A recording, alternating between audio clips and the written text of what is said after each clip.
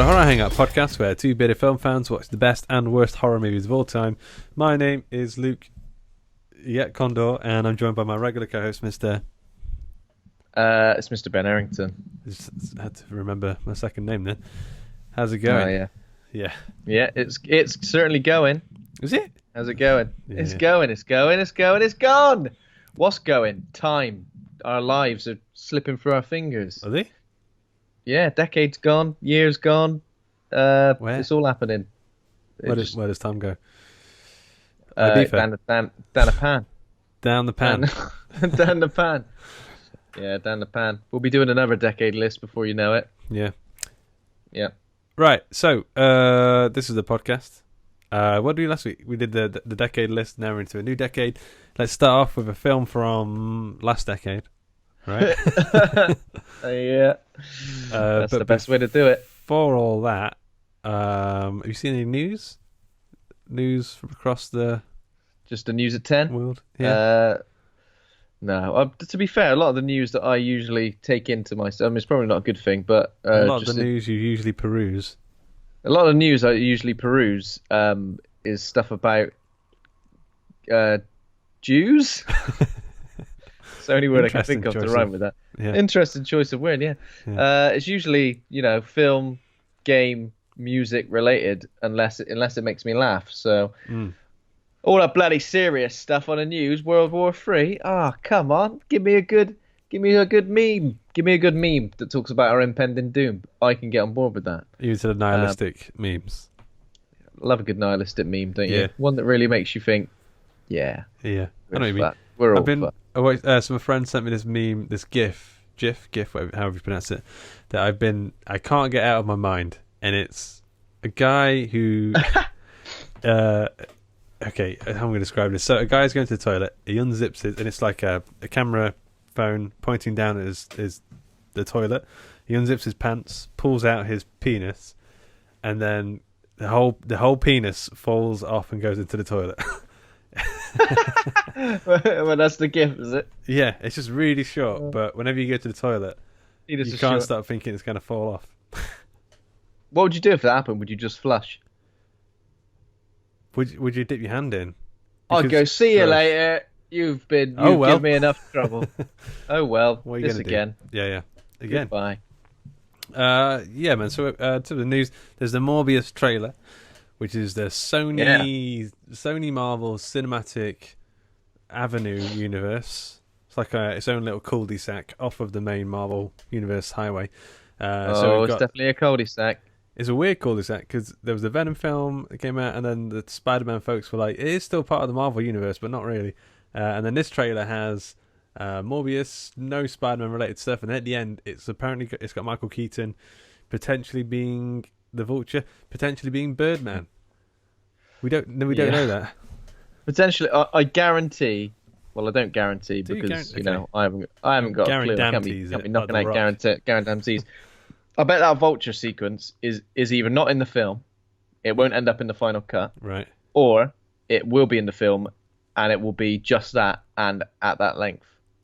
Yeah, and it won't have anything to do with the. And it won't have anything to do with that. It will just be someone going, "Oh, it's a knowing wink, wink, I can't stand knowing winks. So no, I like unknowing winks. So what am I doing? They're much more. They're much more. Yeah.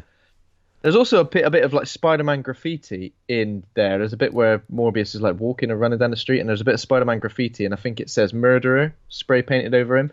What's strange is that the Spider-Man image looks like it's in the Sam Raimi costume, okay. And it's like a weird sort of like render, which doesn't look like it's from any of the films. Very strange choice to put in there. I wonder if it was there on set or whether it was kind of added in post. Very strange. But yeah, this looks pretty much exactly the same vibe as Venom, to the point where I'm pretty sure the font for the title is exactly the same. Even the same. It's made of the same chrome stuff. Morbius, I mean, is a great character, fascinating character. Loved him in the comics, loved him in the animated series. But is it a bit too left field for the general audience? I mean, it's just a sort of a Dracula story, isn't it? So it can't be too far. I mean, the cartoon, he didn't bite people. and he No. didn't feed on blood. He fed on plasma, and he had like Yeah. little suckers on his hands Yeah, I do remember that. I remember there's an episode where Blade's trying to kill him, isn't there? with a laser I sword mean, yeah, I mean that'd be cool. Imagine we and a got like, motorbike that I mean, rides up walls. yeah, I mean if we got like Blade introduced into the MCU, and I know Morbius was Sony, but just forget that for a moment. If we got a film with like Blade and Morbius going head to head and Spider-Man was involved, I mean, can you just imagine? I love the Spider-Man animated TV show. You know the one that goes wow wow wow Yep. wow. It's like the wow pedal. Spider-Man. It's Joe Perry who wrote that song, who did the theme tune. Is it Yeah, apparently he did a few animated theme tunes. X-Men? That's a good one. That's probably the best one. No, that is good. But I kind of prefer the Spider-Man one. Spider-Man. Okay. I mean, Anyway, they're both. Let's just admit they're both fucking good. This film looks kind of crappy, cruddy. It kind of looks pretty much the same as Venom, but a bit more serious because Venom had a little bit of a sort of funny streak running through it. Jared Leto, like, I don't know. I do like him, but I don't know. I'm not too hyped for it. I kind of feel like there's a couple of shots where we see Morbius in his full vampy form, and he looks kind of scary. But how gory can it get? Yeah. I don't. Yeah. The special effects. It's the same. It must be the same studio effects house that did the Venom stuff. It's like that overly CGI stuff that I just can't. It looks to be like exactly the same as Venom. It's like, anti-hero is a good guy, but look, he's kind of a bad guy, but he's got a moral code. But look, he's doing an experiment on himself. It was another experiment in a lab. Yeah. Do you think they're trying to build up to a Sinister Six type film without Spider-Man in it? So Venom, Morbius, whoever, I don't know who else. Matt Smith is in this as well. Doctor Who guy. Is his name Matt Smith? Something. Yeah. Matt Smith. I guarantee we'll get some sort of fight between Leto and Matt Smith, where Matt Smith is some sort of vampire thing, and Morbius is in his full vampire form, and they'll go 1-on-1 in some sort of shiny CGI. Yeah, it'd be that effect. It's like with coloured ink in milk. Do you know what I mean? Like they sort of drop it in, and it's like yeah. And it would just be that flurries of that kind of wafting around each other. It'd be like watching two coloured farts have a scrap. Yeah, that might be the best description we could have hoped for. Yeah. I want it to be good. I like Morbius. I wanted Venom to be good. Didn't like it at all. So someone needs to get a grip on what these series of films are going to be. Yeah. For God's sake. The other trailer that I haven't watched, because I'll probably just going to see it anyway, is the Fantasy Island one. Andy shared it in the Facebook group. Yeah. I don't know what the TV show was. I never watched it, I don't think. Is it sort of round a twist sort of thing? I don't know if I'd explain it. So apparently this one is only PG-13, this new version. So it's not like it's sort of like a fantasy drama series, wouldn't it? Do you know that thing that goes Peggy 18? Does he just not know how to pronounce PG? Like, why is he saying? I don't know. I think it's something to do with something. It was, I don't know, it confused me. But yeah, apparently it is only Peggy 18. Pan-European game information, it means. Okay, all right. Okay. Fair enough. You believe me. Yeah. So yeah, I haven't watched this trailer ever, but I probably will because I like a trailer. Well, I've heard some stuff about it. So yeah, PG-13 horror elements. Why not? I'm probably not in a good position to say anything other than that because I don't really know what I'm dealing with. Sorry, mate. No, me neither. Yeah, go on. There were some more game trailers this week. So we saw another Resident Evil 3 trailer, one that focused on Nemesis a little bit more, gave us a little bit what the gameplay may look like. It seems that Nemesis has got a rocket launcher. He's got a fire... No, not a fire thrower. A flamethrower. Fire launcher. And a bullet launcher. And he can grab you from afar with his tentacly arms. Ooh, all right. So this looks pretty good. Is this the same POV as Resident Evil 2 remake? And again for the same. Yeah. So I mean, It looks pretty much exactly the same. I think it's like the same engine. There's obviously a lot of Raccoon City they had already rendered in Resident Evil 2, so we're going to get some of that, I guess, in Resident Evil 3. and also like loads of more new areas. But yeah, I'm so hyped for this. I played a bit of Resident Evil 3 on PS1 just a couple of weeks ago, just to remember how good. And Nemesis is a lovely constant threat. So it'd be great to see how it transpires to PS4. And then we did also get a trailer for Doom Eternal, with some more gameplay. Seen a lot more demons and beasties, and it looks suitably insane as the previous release was. But it's coming out in March.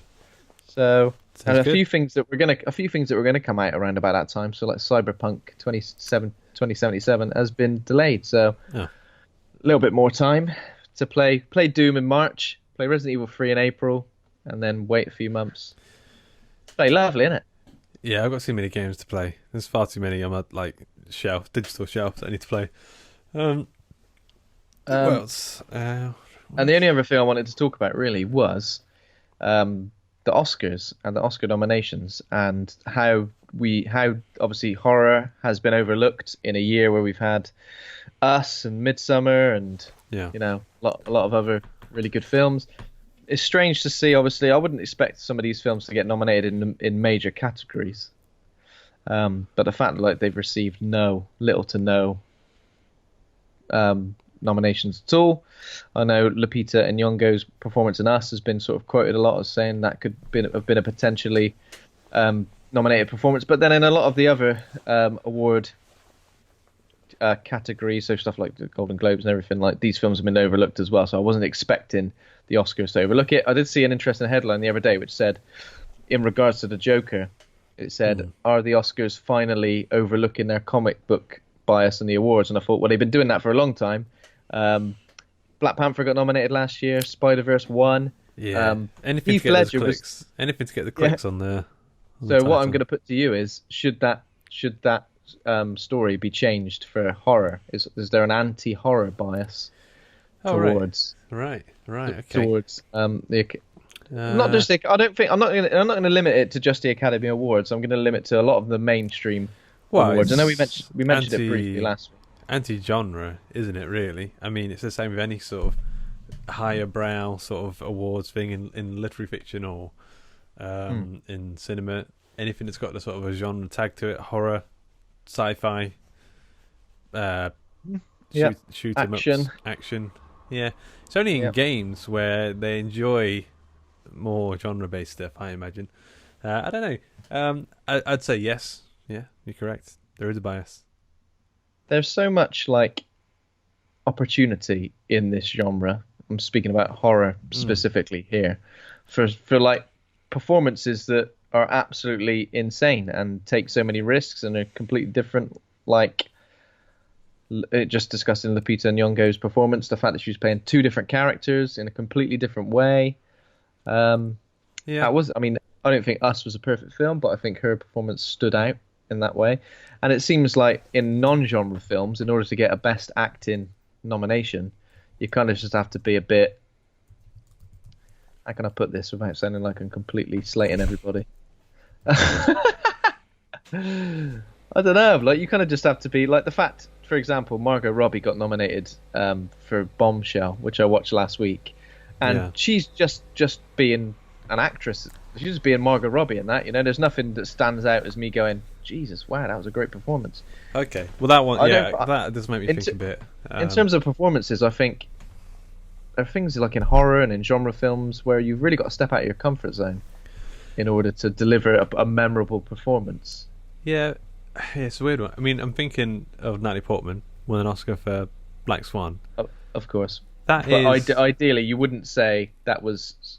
I mean, yes, psychological... Yeah, that's the thing. Yeah, it kind of bridges the line. It has a foot in the not horror genre enough for people to go, that's just see it as a good performance.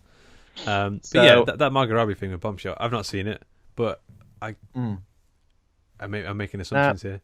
I just don't imagine it'd be that good. Yeah, I'm not trying to slate these awards ceremonies, because Jordan Peele won Best Original Screenplay for Get Out, great, but only 6 movies have been nominated or that you could categorize as horror have been nominated for Best Picture in 90 years of the Oscars. So that's The Exorcist, Jaws, Silence of the Lambs, Sixth Sense, and Black Swan. They're good films. They're all right, aren't they? Yeah. And if you'd like to listen back to episodes, we've actually done episodes on The Exorcist, Jaws, and Black Swan. What was the other one you said there? Silence of the Lambs and Sixth Sense. Oh, not that I knows. Yeah, you're right. We should do podcasts on those episodes. Yeah, but I was just wondering what listeners' fault in regards to this thing, whether they think you can see it changing, whether the bloody horror genre is always going to be the little picked on kid in class, never going to get what he deserves. Yeah, do you feel like that kind of that outsidership lures certain types of people into the genre though? Like, yeah, it's the same with like metal music or sort of indie genre fiction. Like it attracts a certain type of person who likes the fact that it's not mainstream. Yeah, I agree. It's just nice. Sometimes it's nice for certain things you like to get recognition on the big stage, but you want stuff that you like to be liked by other people. Yeah. No, I liked it first. You like it, I liked it first. I like it. And then when everyone else likes it, you're like, nah, it's not that good actually. I like this other thing. Yeah, I remember feeling like that about quite a lot of bands and musicians. What's that? Awful. Muse. First few albums were good, and then Muse. I remember seeing Ed Sheeran in Bristol, and I had no idea who he was, and he headlined like Dot to Dot Festival, maybe like 2011 or 2012. Yeah. I was like, yeah, he's pretty cool. Now, Jesus. Why? I'm just that guy. Well, you like him, do you? Well, look at all his songs he's got. Forget that's for a completely different podcast episode. The horror of mainstream music.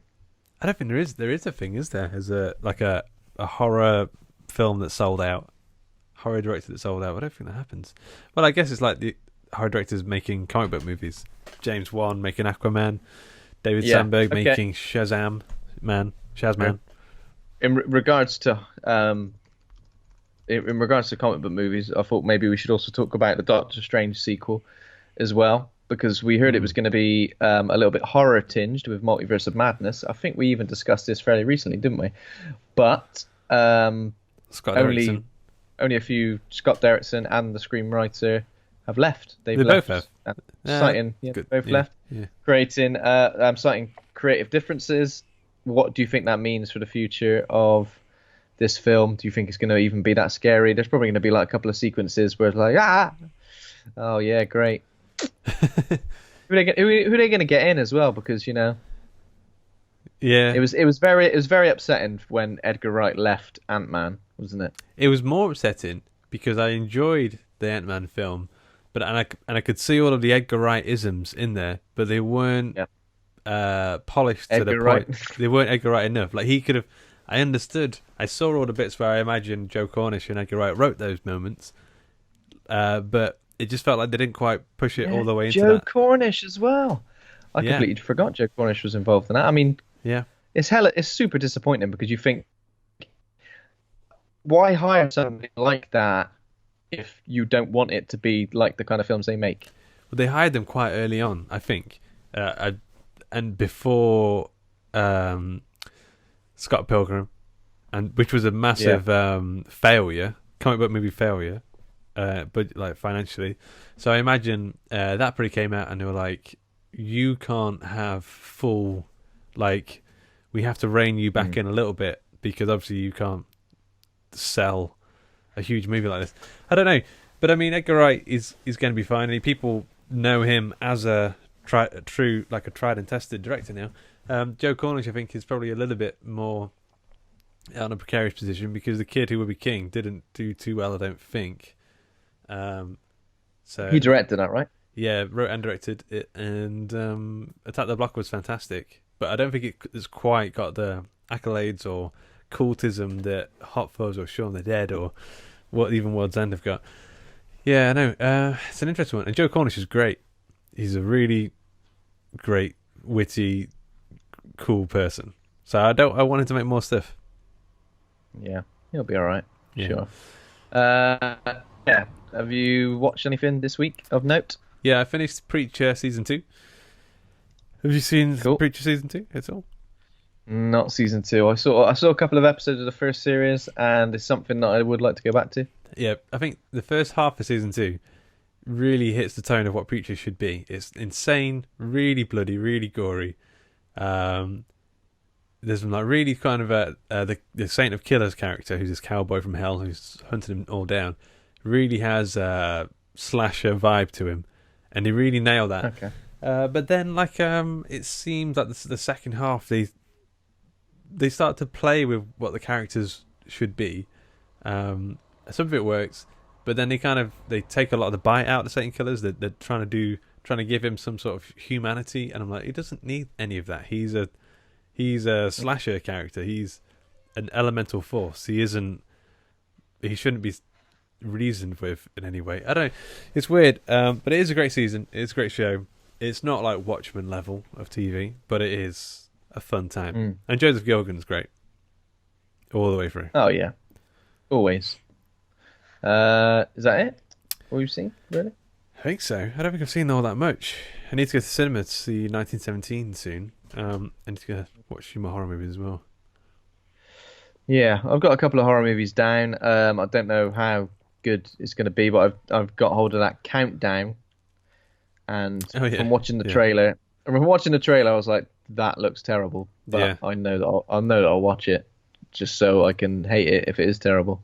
I've heard the Grudge remake has not been getting very good reviews at all. Apparently it's a complete cop out, I've heard. Everyone said that about. Well, everyone didn't like Wounds, including you. I liked it. Everyone said that about Wounds, didn't they? And that turned out to be, I didn't like it. I did watch the first two episodes of the Stephen King HBO adaptation of The Outsider. Oh yeah. Have you read that book? Yeah. It's good. Yeah. So it's basically such a great adaptation of the book. The first two episodes take, it's almost exactly the same pacing as the book. One of those things, when you watch it and you go, this is kind of how I imagined it. Or it feels. Does episode 1 end with that dude? Careful. No spoilers. That guy. It ends with a moment you wouldn't expect. Episode 2 starts with a moment you wouldn't expect, if you remember right. A particular thing happens that you wouldn't expect. Anyway, I would have thought that would have been episode 1, but okay. But we kind of like it's really well done. Ben Mendelsohn, Jason Bateman, who else? The Bateman.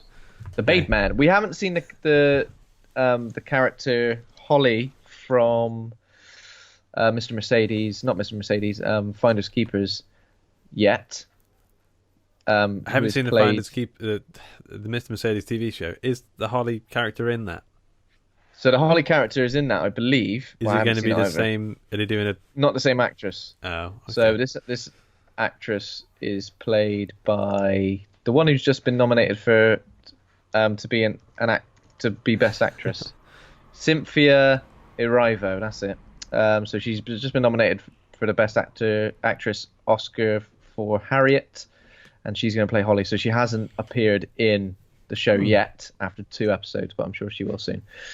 But yeah, it's a really good Stephen King tinged miniseries, just like a murder mystery with possibly a supernatural twist. Yeah, I really like it. And the only other thing I've watched is what you mentioned, 1917, which I saw yesterday, which is pretty amazing.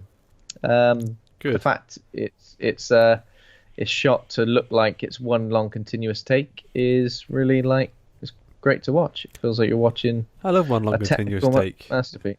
God of War. Yeah, you can kind of Birdman, of course. Yeah, you can kind of work out where the cuts may be. Yeah, and that's kind of but you don't get taken out of it by thinking where are the bloody cuts? Come on. Yeah, it doesn't feel like that's a gimmick, and it didn't feel like that with Birdman either. But it doesn't feel like that's a gimmick. So I like it. I love Birdman. Okay, and I love God of War. So I'm sure I love this, and I love War. So yeah. Anything else you've seen, man? You've been on it. You've been on it. Okay, I'll check out The Outsider. Definitely. I've been reading a lot of comics, actually. I'll tell you that. I've been reading a lot of Grant Morrison comics, who I've never really got into. back in the day, I was reading a lot of Alan Moore, Neil Gaiman, Peter Milligan, all these guys, but I never got into Grant Morrison. I don't know why. And Duncan at work lent me a copy of Nameless, which is his horror comic. It's a single graphic novel volume, probably about 8 issues or something like that. Nameless, and it's basically Event Horizon with some tarot occultism style influence in there as well. And I recognise that cover. It's a great cover, and it's fantastically confusing and weird and great. It's it's a bit of a mindfuck, but in the best way. It's Lovecraftian, and it's like these astronauts go to there's like it's Xibalba. It's the Mayan underworld, and it's this big asteroid.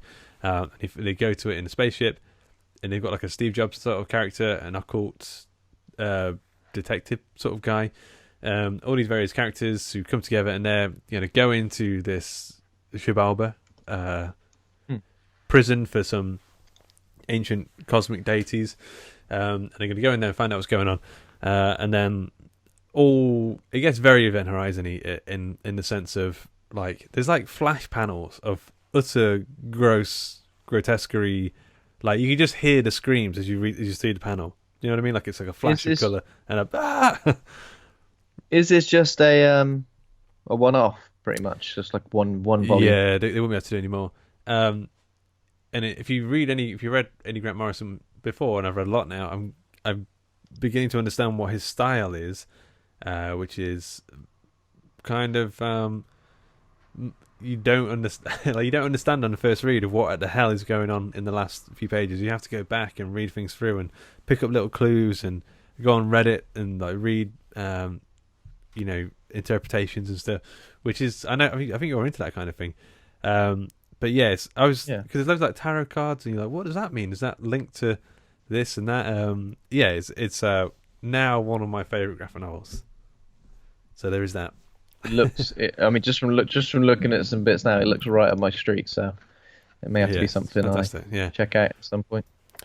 Yeah, man. Cool. And that's it. So other than that, it was tonight's movie of choice, which is In Fabric. Yes. Have you got any information about it? Fabric. So, yes, I do. So, In Fabric is a 2018 British horror comedy film written and directed by Peter Strickland, stars Marianne Jean-Baptiste, Hayley Squires, Leo Bill, and Gwendoline Christie. In Fabric is a haunting ghost story set against the backdrop of a busy winter sales period in a department store and follows the life of a cursed dress as it passes from person to person with devastating consequences. Cursed dress or cursed dress? Cursed dress.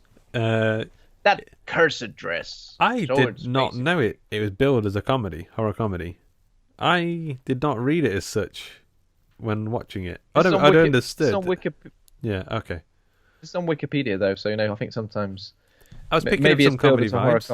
I was picking up some comedy vibes, but at the same time, I was like, "This is still a horror movie." But if it sort of identifies as a comedy, I can probably enjoy it a bit more. I don't know. It's a strange one. Okay, Rotten Tomatoes, 94% critics reviews, 94%. Audience, 50%. Letterboxd, 3.4, 6.3 on IMDb. Users are kind of not too keen. Critics are, I guess. It's a strange one. It's definitely a strange one.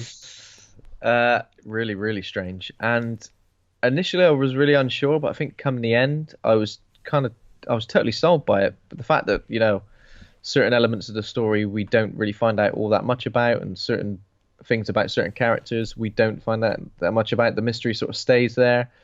And essentially a film about a killer dress could be totally ridiculous, but there's something about this film that I find really, really sort of enchanting. Maybe just because it was so strange. I was getting a lot of different vibes from. It's almost like set in a time period. I'm like, when is this set? Initially, I was like, well, it's set in like the 80s or something. And then I'm like, actually, no, it's modern day. Wait a minute, no, it can't be because of this. So it's a very strange sort of vibe. I was getting a lot of weird vibes from it. It reminded me of quite a lot of different films. Ben Wheatley vibes, 100%. Yeah. So he is, I believe, a producer on this film.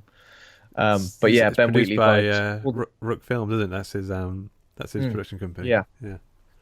So yeah, I was getting Ben Wheatley vibes the whole way through, and obviously, especially considering last week's episode when we discussed Kill List as our top horror film of last decade. Yeah, something about his style just really appeals to me. Not so much in some of his most recent offerings, but I know it's not his style. Sorry, I know it's Peter Strickland's style, but the fact that I could sort of understand that style in it. Have you seen Peter Strickland's other movies like Barbarian Sound Studio or? I haven't, no, and I was looking a bit more into them just to see. So Bavarian Sound Studio and the Duke of Burgundy, is that another one? Yeah, I haven't seen any of it. This is my first Peter Strickland movie, strictly speaking. Yeah. Strickland speaking. So it's you're right. So the time period is a bit of a sort of unmoors you from what you know right from the get go. It's about a woman who is a bit down on luck, I guess. Gets a dress and it's got lots of European arts horror vibes to it. Lots of like the sound effects reminded me of The Innocents. Do you know what I mean? It's just like they have that sort of plate delay echo sound where it's like a thing, and they have like a sort of like a following like a delay noise. There was something very like Italian horror about it. A lot of Suspiria vibes. Yeah, especially with some of the colors. I was thinking in particular the guy sort of the Suspiria thing with the witches in it is that guy who like his face appears in like glass and stuff. Yeah, there are some genuinely like I don't know if they're meant to be hilarious, but there were some bits where I was like there was a really hilarious bit actually. Yeah. I think because I watched this with my girlfriend and we were kind of like, obviously like making jokes throughout. Yeah. But still enjoying the film and taking it seriously. But there was a certain few scenes where we were just cracking up, laughing, just thinking, what on earth is going on? We'll get into that obviously, but I enjoyed it. I enjoyed it not just for the fact that I enjoyed the style of the film and the content of the film, but there were the moments that really tickled me, kind of like added to it for me. It didn't, sometimes when you find bits funny in a horror film, it kind of takes away from it and you don't take it so seriously, but I kind of enjoyed it. Yeah, I think I really kind of enjoyed the first sort of half, and then I started to grow a bit weary of it. I think the first half is incredibly strong, and I think when it kind of like switches the POV, I get it. When it switches the main protagonist, and I don't necessarily feel like we get. I wasn't satisfied by the conclusion of what happened to the first protagonist, and by the time we get our second protagonist, I still enjoyed it. I just wasn't as invested in him as I was in Marianne Jean-Baptiste. It kind of goes from the main protagonist, who is played by Marianne Jean-Baptiste. Is that right? She's been in a few things that we've sort of watched recently, right? So what else? So she was in. Maybe I'm imagining actually. I thought she was in something we'd seen recently. Maybe I've got it wrong. I don't know. Yeah, I think maybe I've got it wrong. I think I've got it wrong. Okay, Sheila Whitechapel, she's our main protagonist for the first half of the movie. She's down on her luck, single mother, still has hopes to get back with her husband, I believe. She works as a bank teller in a company that seems to constantly pick up on anything that she does slightly wrong. And focuses on that, doesn't focus on anything she does right. Oh man, but we've all had a job like that, haven't we? We have, yeah. And so her bosses, yeah. Her bosses Stash and Clive are played by Julian Barrett of the Mighty Boosh and Steve Oram, who is in a few Ben Wheatley films, isn't he? He's in Sightseers. He was in a film. I think he wrote and directed a film that was produced by Rook Films as well. They're a great little duo. I think Julian Barrett. I think Julian Barrett's just great. I don't know some way he's not in more things. Like he plays this note perfect. I think he's got some weird veneers on as well, doesn't he? Yeah. In his mouth, and just makes him a little bit more. Yeah. So they sort of pick up on a lot of things that Sheila does, sort of like clock it, go into the toilet, not having a good enough they constantly handshake. say like Pete is flagged with us. They never really say who this Pete guy is. So Pete, it's just in case Pete sees. They're like this random person who no one knows. And they keep referring to lunchtime as feeding time. Yeah. Before we go out for feeding time, we notice you've taken the toilet break, which is a little bit longer than perhaps anybody else, and someone else has picked up on it. Yeah, it's weird that there's sort of managers who think that by being your friend, they're going to manage you better. Like that's the end goal of being your friend, not being the friend. Great little combat. I like later on as well. We'll go into the washing machine stuff, but there's some weird stuff going on there as well. Very weird stuff, yeah. Yeah. Okay. So Sheila, she's got a son who lives at home. He's an artist, and he is going out with. I sort of recognise this woman, but she's not older, but older than him. A girl who's a bit of a femme fatale. I think Sheila calls it at one point. This is like one of the weirdest roles. This was really. It was just so strange. It's Gwendoline Christie, isn't it? Oh yeah, yeah. So it's Gwendoline Christie of Game of Thrones and Captain Phasma in Star Wars. I didn't even recognise her.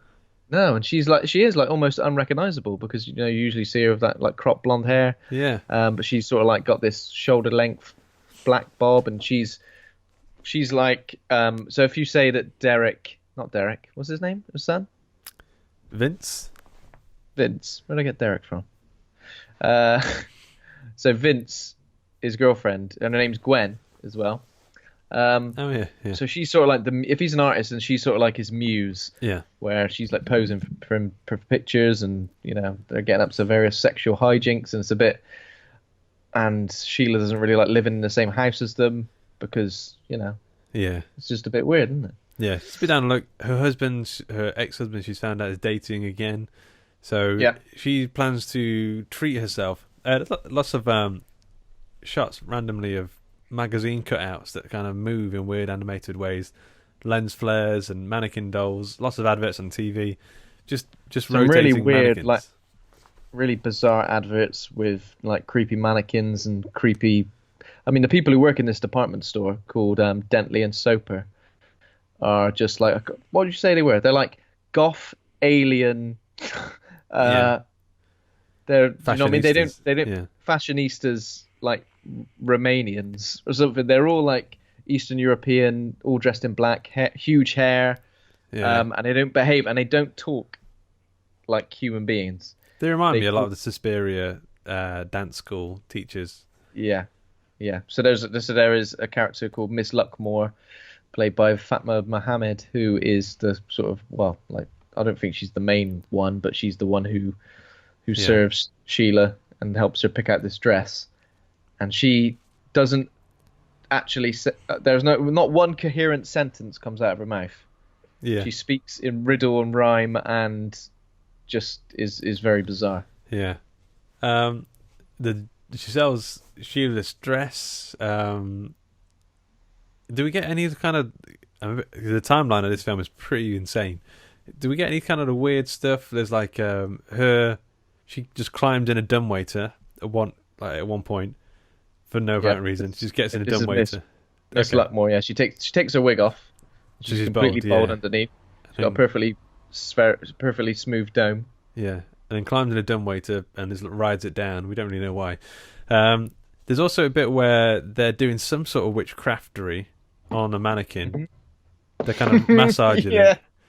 And then it's bleeding from its weirdly it's got pubes. And then there's like as they're massaging it, the guy who's a sort of a villain. He's like the man and he's a weird looking gaunt faux Christopher Lee Hammer horror sort of looking guy.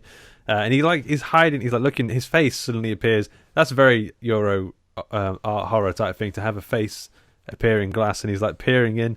And he's obviously like pleasuring himself as they're massaging a mannequin. It's insane. What gave that away that he was pleasuring himself? Was it the slow motion jizz flying across the screen? That was like yogurt or something. It wasn't. It was like paint. Yeah. Yeah. So they're doing it's like some sort of witchcraft, some sort of odd. they kind of treat the mannequins in the store as if like they're, Yeah. alive, because Yeah. they kind of like protect them and do various things. It is very, very strange. Yeah, so Sheila goes on a date with her red dress. So she's like Because that was someone called frequenting Adonis. yeah, she's frequenting like the Lonely Hearts things. They're leaving messages for her. There was quite an interesting little thing. So we hear her answer Answer machine. my phone. Answer Yeah. my phone. Answer my phone. We hear her answer machine message like a few times throughout the film. And as things get progressively, worse for her, her answer. I was going to say it again. Her answer machine message gets more and more distressed. Did you Yeah. notice that? I didn't notice that. That's an interesting detail, though. Very interesting. Yeah. So the first time it's just like chirpy. Second time it's kind of a little bit. Oh, all right. So third time she's like almost in tears. Well, I mean, yeah. I love that. I thought that Yeah. was a great sort of thing. Yeah. She goes on a date with Adonis, who's basically like a personality vacuum, right? Yeah, he only answers in like yes and no's. Doesn't. Do you like What? fun? Yes. You Yeah, can't get a conversation going with him. No. And Yeah. he gives her like a rose that like he's squashed. Yeah. Also, the witchy people said Adonis will compliment you in this dress, but he never does. And then later on, when things are going to shit, one of them says to her, "He did compliment you, didn't you?" As if like that, as if he'd broken the spell or something by not complimenting her in the dress. Yeah, it's weird. There's quite a few mentions of compliments. There's quite a few mentions of you will get compliments and did you get compliments? Like they love a compliment. Like they deal in Everyone compliments. does, yeah.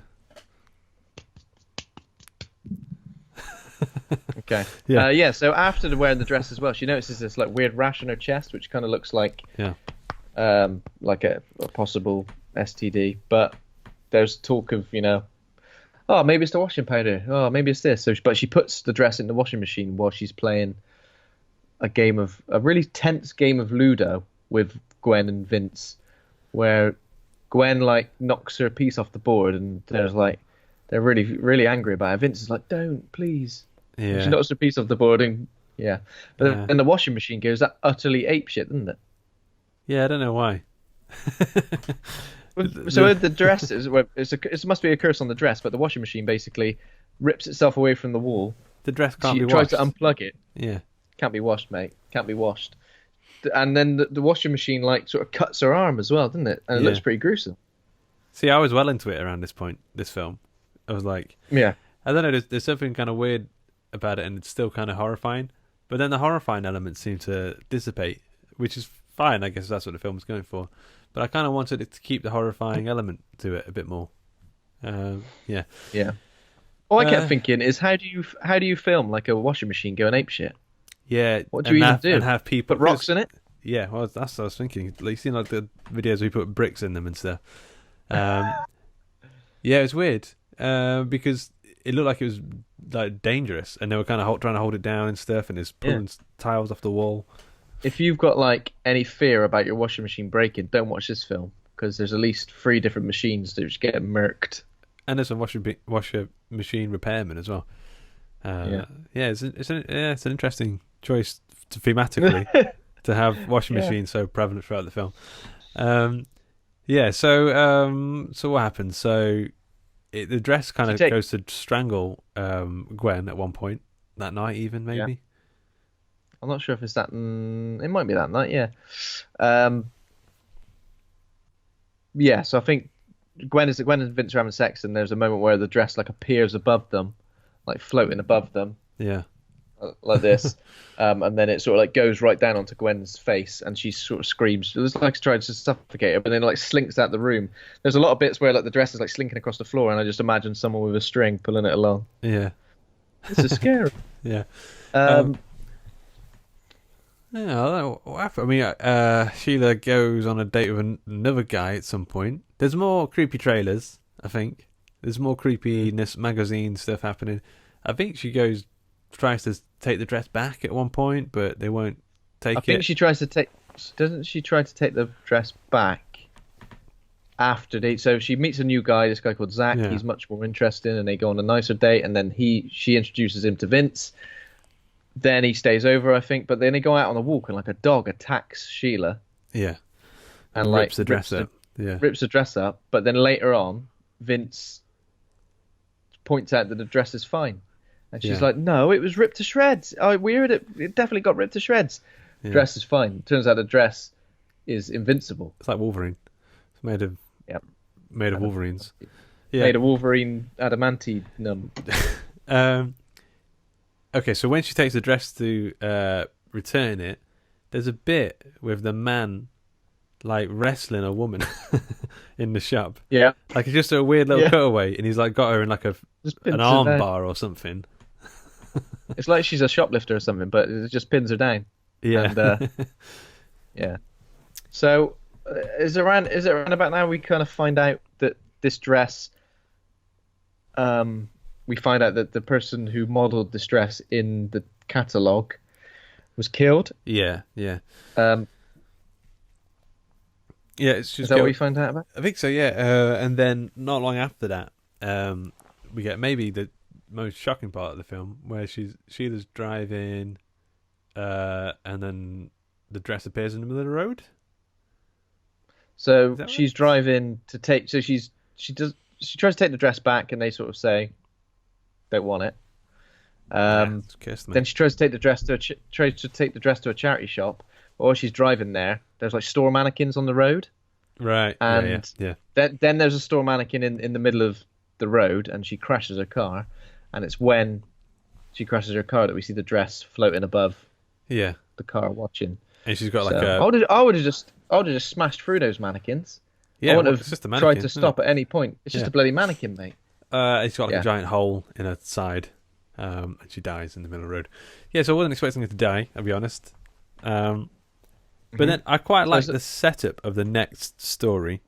It's a really good setup, yeah. It's a really unique way for us to get the dress to another person who perhaps is an unknowing recipient of a haunted dress.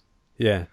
So it's a guy... But it does seem to skip in time. It does feel like we're in modern day now. Especially with the nature of the people here now. Yeah, I know what you mean, yeah. The aesthetic of the one before was like maybe 80s. Maybe late 80s, maybe early 90s, I'm not sure. Yeah. But the aesthetic of this is like it's the 2000s, or at the very least, 2010-ish, but we're never told. Yeah. So there's a guy who's going on his stag do, and then as a lark, all these other people, like the father-in-law and stuff, they buy him this red dress from a charity shop, and they force him to wear it, so he gets absolutely laddered. And passes out outside a kebab shop and like vomits all over it. There's chunder guts all over the place, isn't there? Yeah, we've all been there. How do you feel about that? Stag do. Get him in a bloody dress, mate. Come on, that you really humiliate him. I feel like very English. When I think about like English, when I think about like English culture, that's up there. Like getting someone absolutely hammered and making them ill. Almost like. It's like they just want to emasculate you as much as possible. Yeah. They just want to go, you want to get punished. It's your stag do, is it? You're going to get married? We want to humiliate you. Like tying people up naked to a lamppost and stuff in Amsterdam. And massaging any the balls. Any stag do's I've been on, I feel like the stag has always been treated like royalty.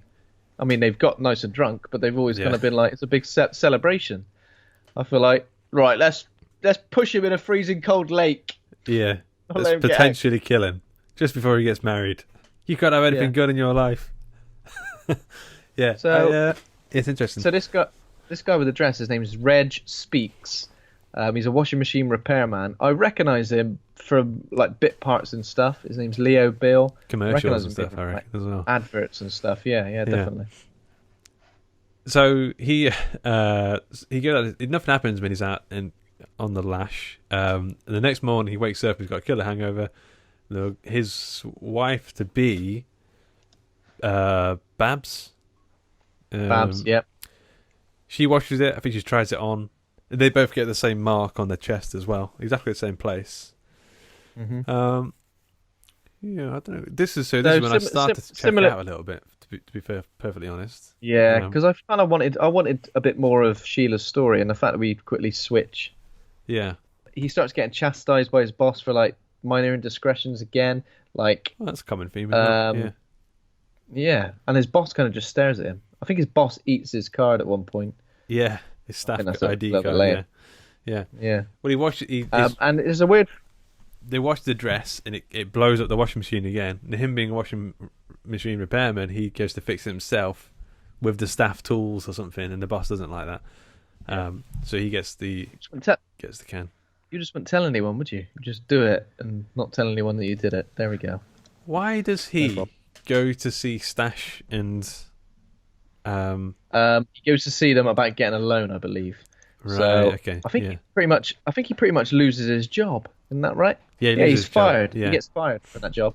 Yeah. So he's basically he's got a weird thing where when he reads out washing machine faults, people go into like a weird trance where they're kind of like, it seems like they're enjoying it. It's a bit like ASMR, where they're sort of getting those tingles and they're going, oh yeah. Well, he's talking to a woman at one point who I thought was going to try and seduce him, but no. That was a weird moment. And he explained his dream. Both Stash and Steve Oram, whatever his character's name is, and Sheila explained a dream to them, and now this guy is explaining a dream to them. They seem to always sort of want to know about people's dreams. He dreams that they call it a sleeping dream as well, don't they? They go, I had a sleeping dream. Yeah. So they his dream is that Babs, his wife, gives birth to a little baby wearing the red dress, and he's outside. He's screaming, but he's outside. Oh yeah, he's screaming because he thinks that's what she wants to hear or something. Yeah, it's weird. Yeah. And the people who are around when she's giving birth, so like the doctors and stuff, are the people from the department store. Yeah. There's another weird thing. Sorry to go back to the department store, but there's another weird thing where like people come in, they all queue outside, and it seems like it's happened in the middle of the night, where people queue outside and they all rush in when the store opens, and they're like doing like a spell dancing inside.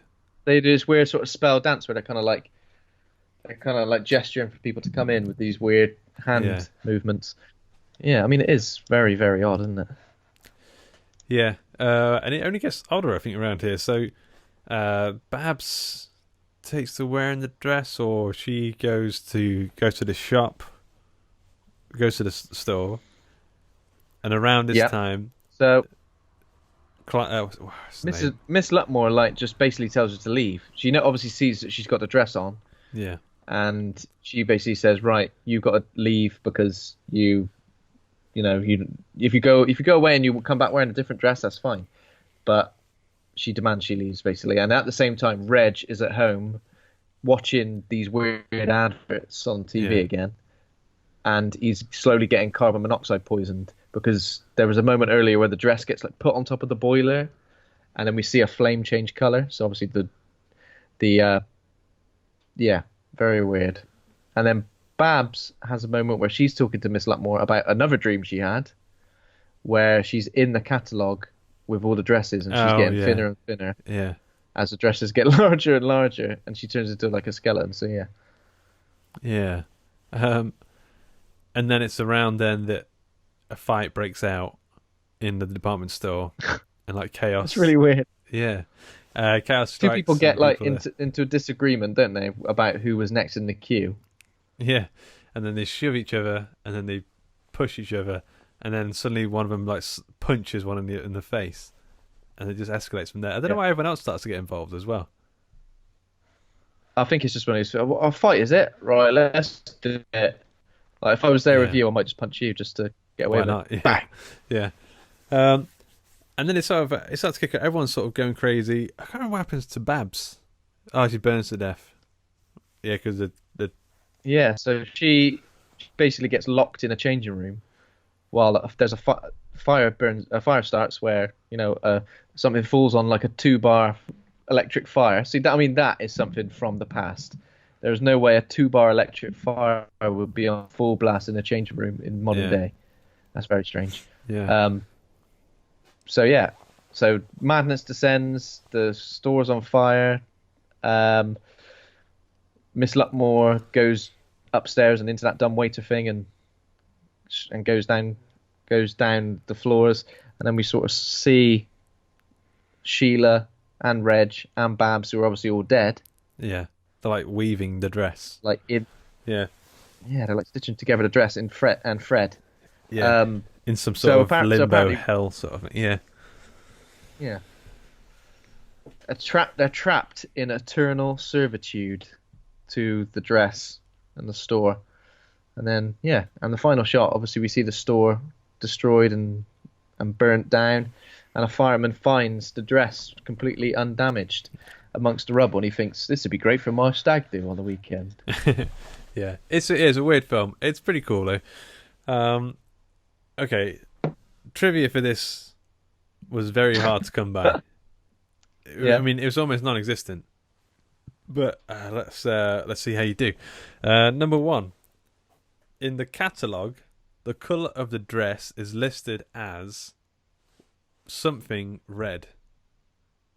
Do you know what kind of red? Is it something completely weird, or is it not that weird, really? Red. So, yeah, sort of. Scarlet red. It's a bit weirder than that. Bit weirder than that. The blood. Oh, is it something to do with blood? Yeah. Blood red. Blood red. Yeah, and sort of artery red. Oh. Yeah, Ah. it's quite a cool little term. Wow. So that's about all the proper trivia questions I can find. Here's some more. Executive produced by someone that rhymes with Ken Creakley. Ben Wheatley? Yes, correct. Does that rhyme? Half rhyme. Number 3. Yeah. Wait, how many questions do I have left? This is number 3, should be, yeah. No, I have 0 questions left. Was the correct answer. Oh, right. Okay, I thought you were genuinely asking me. Well, that was Jesus that was the setup. Well, okay. So 10 out of 10 for effort. mate, that was you tried for some trivia questions for that film. That was difficult. I thought the artery red one was good. The Ken Creakley one was a bit half. Pretty good. Yeah. We need to rate the film. I kind of thought, and I don't know if you agree with this. So I'll just go back.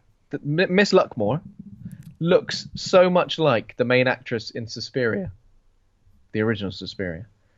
Yeah, Like, I was like, it can't be her because she looks the same age or a little bit older, but she looks so much like what's her name?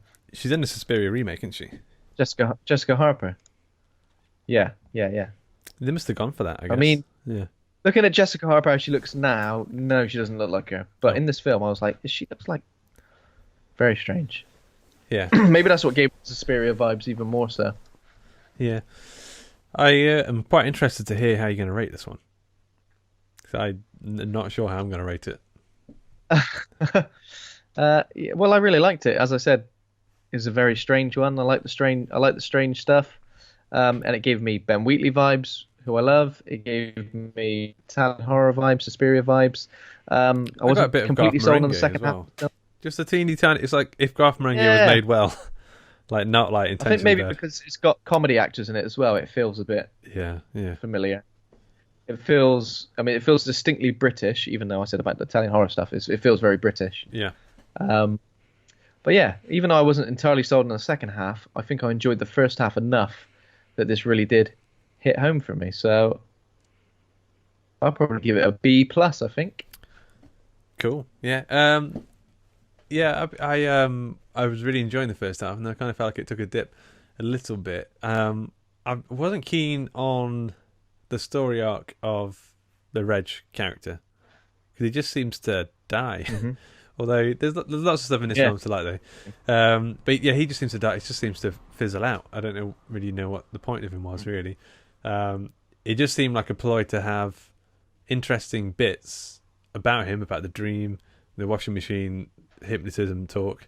But I don't know if his character had too much of a compared to Sheila. I feel like there was more tragedy, or there was something more to Sheila's story. But yeah, I thought it was good. I think I always enjoy a weird movie, and I enjoy all the little weird touches and Euro horror touches, and the like you said, the Englishness. I feel quite proud for some reason. Yeah. I take an element of pride in this film, and I'm going to give it a B minus. Yeah. There we go. Pretty high. This might be one that kind of grows on me as well, because it might develop into being even more of a favourite. But yeah, I like it. Got some really weird stuff in the soundtrack as well that I've been listening to. So cool. I need to check that out as well. Yeah. Okay. So next week, did we decide on what we're going to do? I think we had a plan. Underwater. I think we did have a plan. Yeah, so Underwater is out, but I think that's not out in the UK until, I think, so maybe we've got another episode and then Underwater. Okay. So the UK release of Underwater is 23rd of Jan. Okay. So it's not out for a week yet. So I mean, we could do that, or we could do something between now and then. So I guess we'll decide. Yeah, we'll talk about it in a sec. Right, okay. So thanks for listening. I could do like rewriting these outro bits, give them a bit fresh juice. Become a patron over at patreon.com/Hawk and Cleaver. Thanks to Kovacs Cowman for our theme music. Thanks to Acast for hosting the show. Thanks to the listeners. If you enjoyed the show, please consider subscribing and reviewing and going over to Facebook and joining the Facebook group. Lots of cool people in the group at the minute. Oh, we didn't mention Ben's t-shirt. Over Ben's t-shirt. Ben Scaife, of course. His got himself a t-shirt that says, did he make it himself, or did he must have had it printed himself, because this t-shirt can't exist outside of... It definitely doesn't exist, Luke. No. I'm sure it did. Well, if it did, I'd be completely surprised. But so it says Congo, the 1995 action-adventure horror film. That's what it says on the front. And on the back it says, that's a horror film. And obviously this has pleased Andy, Conduit Turner, no end. Yeah. And I think it's even made us have a conversation where we're saying, well, we kind of got to review it on this podcast now. Yeah, we've got to. Yeah, because it's a horror film, so we have to. Okay, so thanks to my co-host, Ben, for being a right horror dude. Thanks very much, Luke, as always. We'll see you soon. Bye. Bye. See you soon. Bye-bye.